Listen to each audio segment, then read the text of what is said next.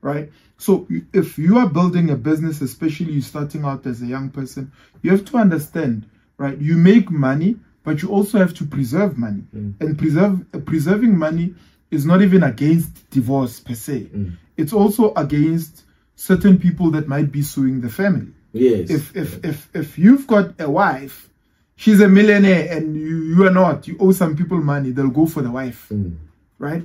If she goes out and gets a loan, you are implicated in the loan. You guys are one in the eyes of the law. So all of that is some of the things that we overlook when doing business, but they're part and parcel of understanding how things work. Say, for instance, the business is bankrupted. God forbid, but the business is bankrupted. Now, the creditors are coming for the house. You're like, no, but the house is in my husband's name or it's in my wife's name. They're like, okay, it's fine. How are you guys married? In community of property, okay, we can attach it. Out of community of property, we can't touch it because it's not his or it's not hers. That's business.